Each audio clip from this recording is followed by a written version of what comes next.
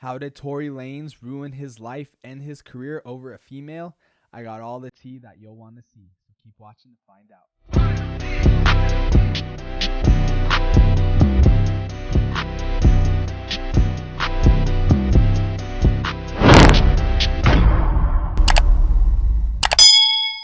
Now, for those who don't know, Tory Lanez did get convicted in a jury trial on all 3 felony charges in regards to shooting the one and only Megan Thee Stallion.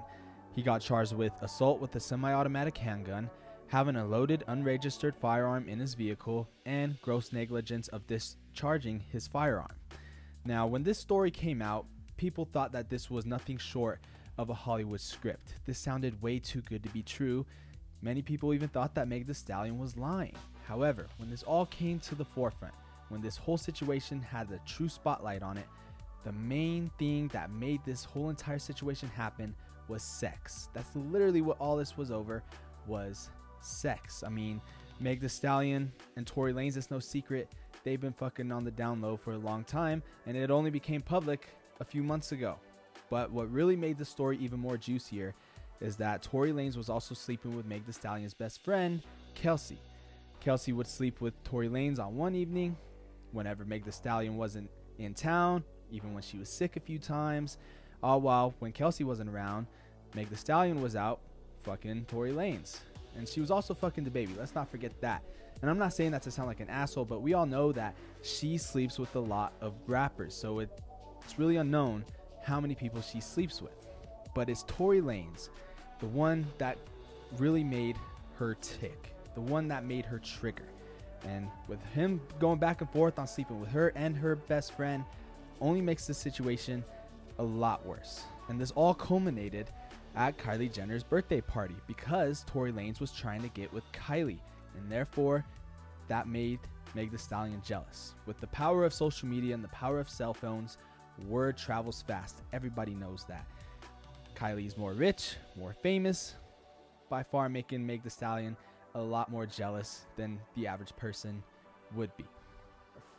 There's a lot of booze involved, a lot of drugs, a lot of weed, drugs we've never heard of, and that didn't make the situation any more better. So a fight breaks out in the car. Meg Thee Stallion was talking shit to Tory about his career. Obviously, she would. She's a bigger artist. Tory Lanez probably hasn't had a hit since about early 2017, and a lot of people thought he fell off after one of his latest new albums. A fist fight with Kelsey happens, in which Tory and his driver gets involved, equaling in shots fired.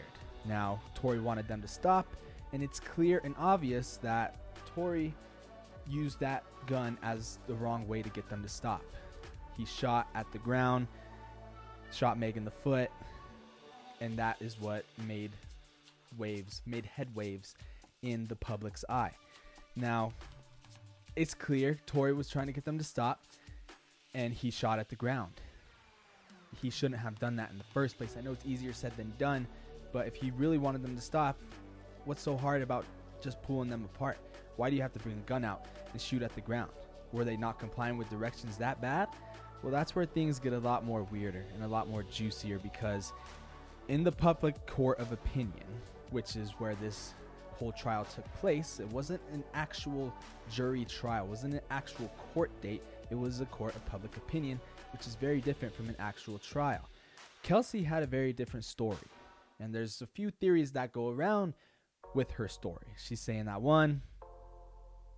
Meg shot herself, but then there's other media outlets and other rumors going around saying that Kelsey shot Meg, and at the end of the day, all that meant nothing, because it was the two women's word against Tory's word, and at the end of the day, he had the gun, and when he shouldn't have, because everyone knows once you bring a gun into things, the story gets a lot dicier, especially for the one involved.